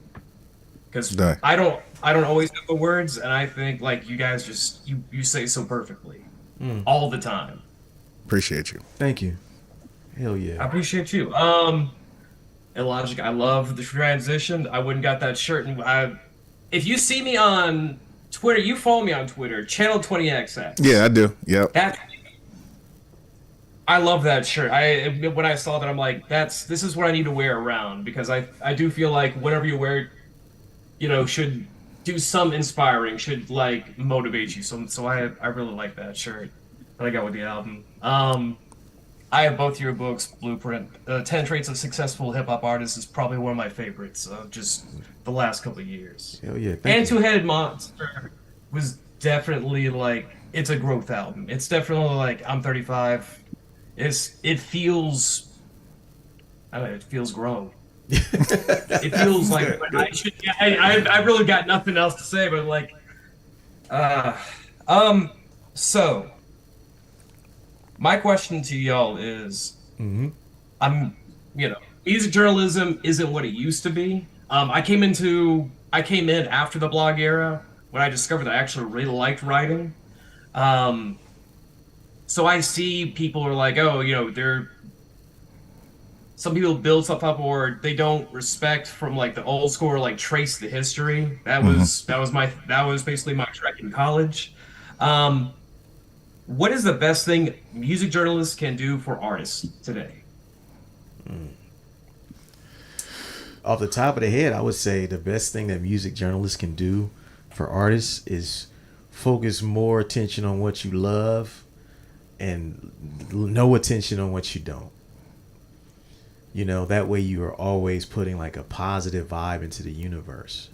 Your work is not taken for granted. Make sure that you remain a fan of music. And I know it's hard, and with so much going on around music, and the industry around music journalism is mostly about gossip. But I think that there is a place for music journalists that have integrity and are legitimately excited about everything that they write about or speak about. I think that is going to be a new form of music journalism that will run counter to the gossip and such and such got shot, such as the drama that seems to fuel the music industry these days. And I think that focusing on that will endear you to a whole new group of people, man. And that's what I think journalists should do. Logic, you got anything to add? I say actually, I say, and one of the things you said, stay a fan. In that, actually listen to the music that you cover. Like actually take the time to try to listen and digest. And if you don't, unless you're getting an assignment from your editor where you have to write about a certain record or, whatever, if you don't like it, don't write about it. You know what I'm saying? Like if a record is whack, I say don't give it any pub. If you think a record is whack, just don't give it any pub. If you like it, talk about what you like, talk about what you don't like. But if a record is whack, don't give it pub, and just actually listen to the records that you write about and have somewhat of an understanding, do some research about the artist and have somewhat of an understanding of the person's story that you're covering. So it's not just this, thing that you're, just now listening to, and you don't know any background. You don't have any point of reference of why this artist creates the way they create and create what they create. I think that goes a long way in excuse me, in how music is covered. And me personally, I like to do a little background on the people that I listen to so I can kind of understand where they're coming from. And sometimes it makes me like the music more. And it definitely helps me to understand it, you know? So if you're writing about something, I think you definitely need to understand it. And in a way, to understand the music, you have to understand the artist behind the music. Yeah, there's another thing I want to add that you made me think of is just like there's been a development in the sports world over the last, I'd say 4 to 5 years, that you have all these sports journalists who are focusing on, the narratives of sports. They cover bad teams like the Lakers because they're popular and they can find all these narratives. Is Russell Westbrook the worst trade ever? Is LeBron too old? Is AD too fragile? Right? And they talk about these things to death. But then you have certain analysts who are focusing on the game itself, educating viewers, listeners on the deeper aspects of the game. They're doing film breakdowns, they're doing they're talking about plays, they're talking about actions, they're talking about, okay, this is the strategy, this is what you heard that man say in the huddle, but this is what it means to the game. They look, as Jalen Rose would say, they look deeper into the box score. And I think there is a whole new appreciation for whatever craft that is. And I see the same thing happening in mixed martial arts, MMA. I follow MMA quite a bit, and there's guys like Luke Thomas, Jack Slack, guys who were really the first guys, not just covering the fights and what happened, but who had taken jiu-jitsu classes, who had taken striking classes, who understood the strategy behind it, why certain things happen, and they can explain the game at a deeper level. I think there will be a place for that in music as well, where the people writing about it will find a whole new untapped audience full of people who want a deeper understanding, not just to know who won. That's just my thoughts. Yeah. Yep. I like that. I used to have a monthly article where I would just do a spotlight, and I would actually I would talk to whatever artist that I was queuing into, someone that I knew, someone that I was aware of in town, learn about them, and those were some of the best articles that people loved. But I also feel like I've written because I actually got to know them beyond like coming to the concert. There's multiple people that have different shows here like every week. It's not a bad thing in my opinion, but actually like getting to sit down instead of seeing them on stage, just to listen to the story, listen to what their inspirations are, what their life is like, and getting that deepness. I do agree. That gives a whole new weight to the music. So Yeah. all right. Definitely. I really appreciate you guys, and I appreciate everything y'all do every week. I'm always checking in for a new episode, and if like I'm really feeling about something, I'll go back and I'll find a little advice that you dropped in a past episode, and it's cool. Like I like listening to y'all. Thank you so much for what you do for artists and everybody else, because anybody can take from your podcasts. That's my opinion. Hell yeah. That's why Definitely. we do it too, sir. Yeah. We want it to be something that's, we're artists, but a lot of the stuff translates into any creative endeavor. Any endeavor, period, not just creative all the time. Word. Facts. Yeah, man. Well, thank you. Thank you for calling in, brother. And we appreciate the kind words and the support. Man. No problem, guys. Hey, hopefully I'll see you in Charlotte soon for a concert. I'd love that. Hey, I hope so, man. I need to get back on the wagon, man. I've been, Yeah, it's time. Yeah, it's been 4 years since I played a show. Crazy. Hey, they'll let people travel around again. I know. 2020 was such a buzz. Yeah. I mean, now everything's open. Motherfucker got to get back on the horse. Yeah, Get definitely. out there. Well, hell yeah. Well, thank you, brother. Yeah, have a good one. Have a good No night. problem. Okay. You too. Good night. Peace. Word up. Everybody in the chat. Yes, that was a good call. Great call. Ricardo's been Good very call. patient. Ricardo, yes, you have been super patient, man. You've been here since we was dealing with all the troll calls at the beginning, man. Damn, I'm sorry, Ricardo. Let me see if we can get this knocked. This is the last call of the evening, folks. This is the last call of the evening. Ricardo Tejeda. Let's see if we can get anything going here. I hope that this is not anything crazy. It's been one of them nights. If it is, I'm just going to hit this end button and we're going to go home, man. We're going to call it a night. If this was crazy, I don't know what to do. Ricardo. Oh, it's a real person. Let's go, Ricardo. I'm so happy to see you, brother. Shit. I was like, please, Lord, just let this be a real person, not a troll.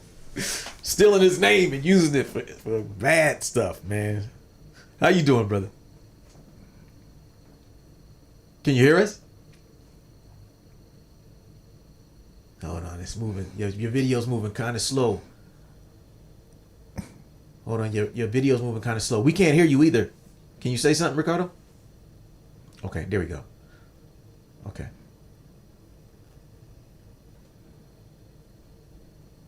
Hello? Oh, he's been waiting all this time. Yeah. Well, Ricardo, you don't necessarily need your camera. If you can get your audio working, we can get you cracking. DJ Criminal, I see you got a question. Type your question in the chat, man. And while we figure this thing out with Ricardo. Yeah, with Ricardo. Type your question in chat and we'll answer it right here, man. Ricardo, can you hear us? That's to unmute. You gotta unmute yourself.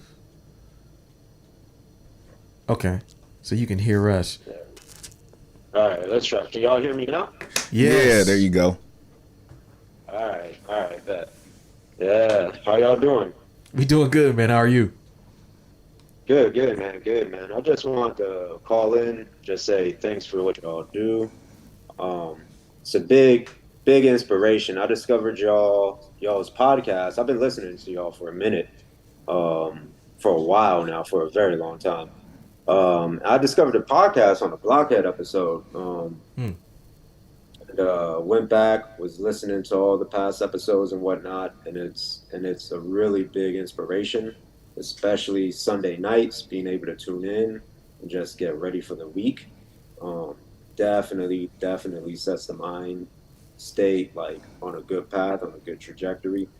What y'all do is key, man. Ain't nobody really doing that. And honestly, man, I've said it before in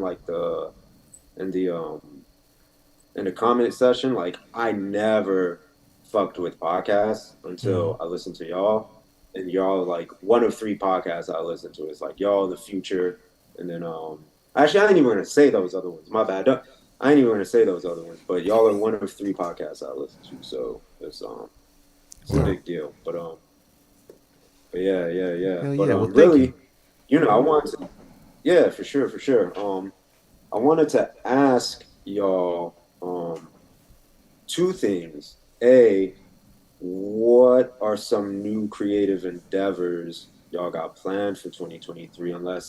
Unless y'all are trying to keep it under wraps or whatever, or any sort of nugget. And then fondest tour memories. Logic, you want to go first? Yeah. Well, as many of you know, if you don't know, I just dropped a record. So I don't have any crazy things on the horizon. I am working on a few albums that where I'm the producer with some artists. So looking to drop some of those things next year and getting more into production next year. Going to be pushing my production forward a lot. So I'll be making a lot of beat videos and, just showcasing my growth and skill in that area. Fondest tour memory. I got so many. A lot of stories you can't tell them. Yeah, a lot of stories. Like you had to be there. You know what I'm saying, or else if I tell you I got to kill you kind of situations. But one of the funnest memories I had was being on tour with Idea and Abilities on the ENA tour, and I believe we were in Texas, maybe Houston. And it was like 1,000 capacity venue, but like 100 people showed up. And we played that show like that spot. We played that show like that spot was packed. Like if you ever, been to an Idea show, been to any of our shows, whether it's 5 or 5,000, you're going to get pretty much the same, show. And that night, and this is before, cell phones were really, had really nice cameras and stuff. That night, because I believe Carnage was with us there too. And it was me, DJ Prism, Los Nativos, Idea and Abilities, and I believe Carnage was doing that tour with us. And we would always have freestyle sessions at the end of the shows. And because one of the members of Los Nativos, he played drums. We had Carnage beatboxing. We had DJ Abilities on the turntables. It was always crazy at the end of shows. And that night, I think we all of us cut our set short because, you know, it wasn't as many people there. But the freestyle session at the end went on for like 2 hours. And if you ever seen an Idea and Ability show, you know Idea could freestyle his ass off for a very, very long time. And all of us were pretty much in our bags then, Carnage as well. And it was like a 2 hour freestyle session, some of the dopest shit that I don't remember. You know what I'm saying? Like some of the dopest shit that I'll never know. But I remember that feeling, and you know, that's one of my fondest memories of, you know, Idea as well, you know, rest in peace. And yeah, that was a great night. Hell yeah. Yeah, you just reminded me one of my funniest tour memories involves Logic back here in Fargo, North Dakota, which we never told this story before. We was loading out of the show at the aquarium, and it was me, him, and Envelope and Rare Groove, and it was like 1 o'clock in the morning, and then we put the turntables in the car, and he's like, all right, be right back, and he disappeared off into the darkness, you know, and we was like, okay, where's the Logic at? About 10 minutes later, this man came back, and the cops went running after. The cops started running towards him, towards the darkness. And this man got a ticket for peeing in public in Fargo. He was sick. Oh no! Because the club was closed. I had to piss real bad. We had to dip. It was like 3 a.m. You know. Only person I ever seen get caught for peeing in public is Logic. Yeah. You literally got a ticket for that shit. So that same thing happened to me. Oh, so it's not just him. 2 people. Yo, so I'm from Fort Lauderdale. I was born and raised in Fort Lauderdale. And Yeah. this is maybe a month or 2 after I met my wife, like 10 years ago, so 2012. And I was at a bar. There's only one bathroom. It's mixed use bathroom, so there was a long ass line. And I go outside by the parking lot. I'm peeing, and of course, cops roll by, shine the light. I'm like, oh fuck, like what the fuck. And you know, I'm like, all right, man. And I tell him, I'm like, yo, and I kind of lie. I'm like, I got a bladder problem. I had a couple of drinks, and I wasn't driving. And I'm like, yo, like, there's a long ass line. I have to pee. I'm not gonna piss myself. And you know, she calls her back up. I'm like, dude, I'm 5'6". I'm not. She called her back up because you was peeing. That's ridiculous. Yo, she called her back up, and I started to get a little heated. Yeah. And I'm like, the neighborhood ain't safe. You know what I'm saying? Like, I know the area. I'm like, yo, there's some other shit that y'all could be doing and fucking with me. And they let me go, and I said that. And she brings me back, gives me the notice to appear, the ticket. And I'm sure you go to court, you know, you're waiting. Everybody's like, you know, coming up, you know, what you do, what you got. And they announce me as like public urination. And I hear like Snickers battering throughout the courtroom. Yo, I couldn't have gotten out of there quick enough, bro. Like, that shit's whack. Public urination. Oh my God. That's funny. Yo, y'all got a third. That's funny. There's someone named Daniel Eric in the in the chat. He's saying he got one too. Man, that's not good. I guess it's more common than I. Yeah, man, it's not uncommon, I guess, because I didn't know anybody else that got one. I thought that was a rare, isolated situation. That's great. For brothers in arms in public urination. Right. Have a support group. We did a support group. Yeah. Traumatized by flashing lights so- running up on you in the darkness when you got your shit hanging out. Like, what's this? Why you with these lights? That shit is traumatic. What the fuck? In your most vulnerable spot, you're peeing, like you're so vulnerable. Yeah. The only thing worse than that is somebody kicking in the door when you pooping. You know what I mean?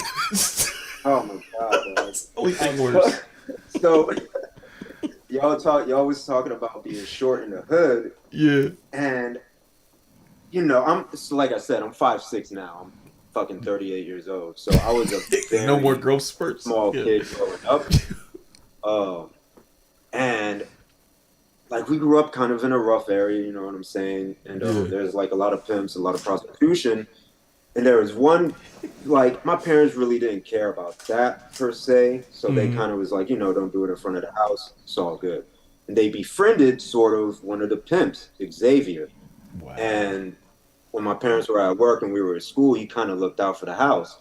One Saturday morning, me and my brother rode our bikes back from Peaches Records. And coming in through the back gate, my mom's cleaning the yard. and somebody comes through and tries to grab my brother's bike from over the yard, and my mom's like fighting him, like kind of like struggling with him.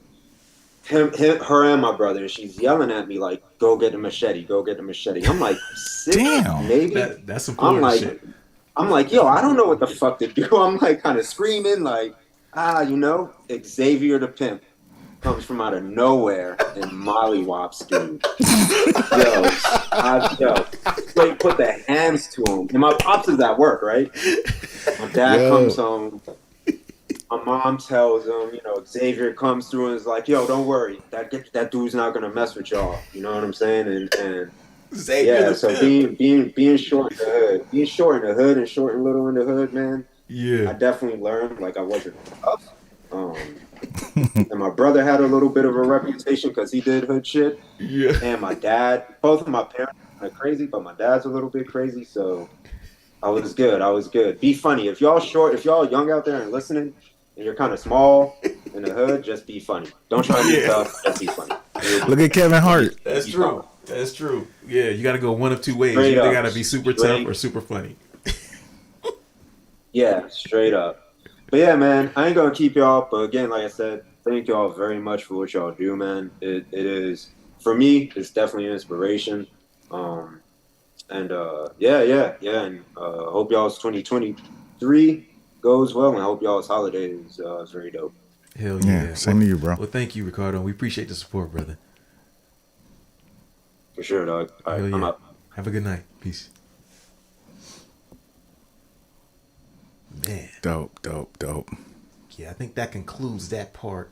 We got one more question. So we couldn't get DJ Criminal on. Shucks. He had a question in the chat for me. Let me find that question. Oh, is that John Rogers in the chat? Yeah, shout out to John Rogers in the chat. Yeah, John Rogers. What up, brother? It's been a minute. That's my guy right there. Let me find DJ Criminal's question. We're gonna answer this, then we're gonna get out of here. Get out of here. There it is. That was one of them. It was two-part. Okay. With the question. Okay. Let me flash this question on the screen. This is DJ Criminal's question. Question: why did Print go for CDL and not get back into tech? This is $1 million question. $1 million question. I know the answer, but go ahead. Yeah. Yeah. You know, it's funny. I'll tell the story. This is why I ended up going for my CDL. There's a few reasons. Actually, when I decided that I needed to try to get a job because waiting on the music industry to come back from COVID wasn't going to work, no more. After 2 years, there was a few things I was looking at. CDL was one of them. Getting back into IT tech was another one. Gosh, what else was I looking at? I think I was looking at maybe like content creation, videography, and I was looking at maybe like insurance adjusting. I had all those things on the list, but a lot of it really kind of came down to the speed that I could get to a certain dollar amount. You know what I mean? How quickly could I get money? Like I looked at going into IT at that point as like, and I started studying maybe 6 months before I ended up making a decision to go the other way. And I was waking up studying coding and doing all this other stuff. And I was like, you know what?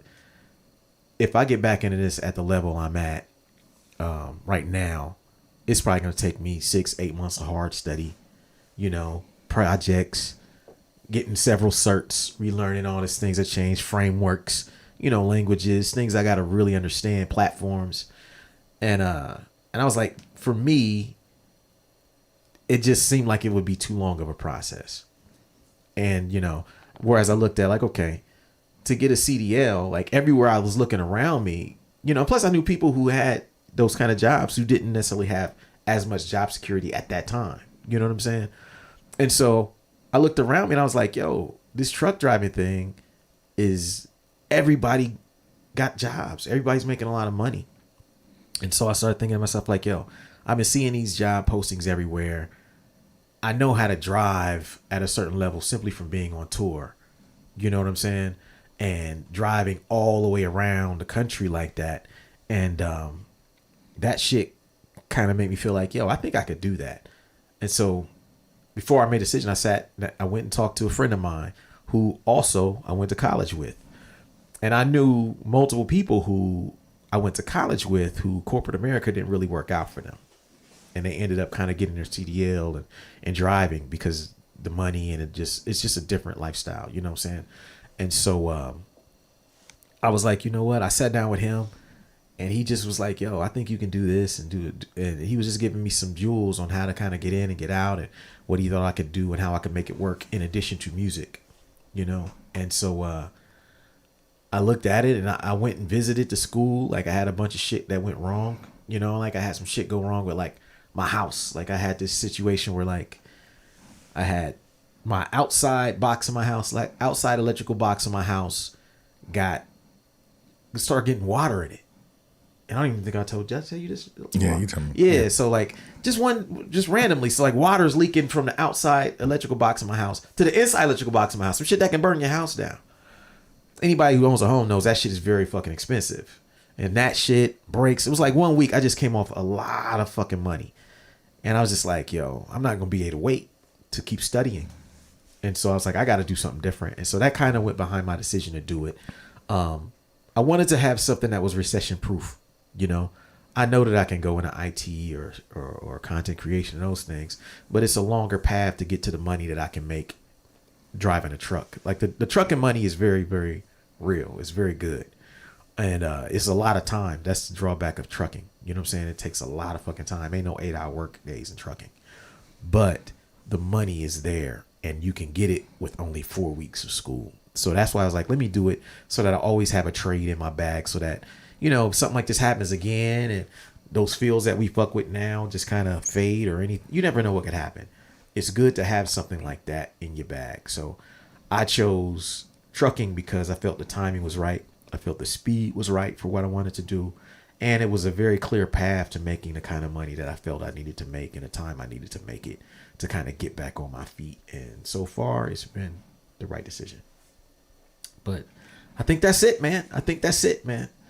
And so, yeah, shout out to DJ Criminal. Shout out to everybody, shout out to a pimp named Xavier. Everybody need a pimp named Xavier in their life. Yeah, it sound like a fucking... sound like a movie. Yeah. You know what I'm saying? A pimp named Xavier. Directed by Quentin Tarantino. Yeah, a pimp named Xavier. Sound like a character from the Boondocks. Yeah. Like a Tribe Called Quest. A pimp named Xavier. Yeah. A pimp named X. Yeah, a pimp named X. That's it. X, that'd be tight.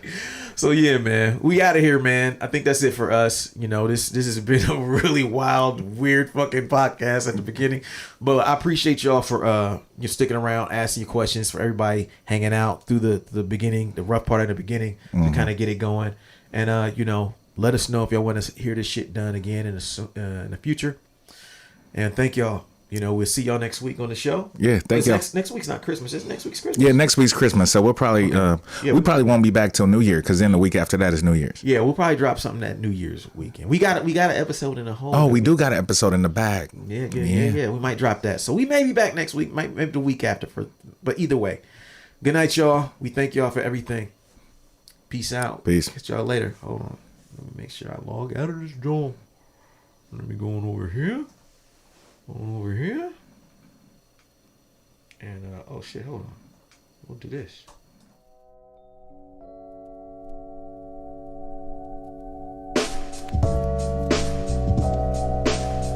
Thank you for listening to Super Duty Tough Work. Subscribe to the podcast on iTunes. Follow the podcast on SoundCloud. Peace. Styles already that's more complex that nobody know about. I mean, super duty tough work.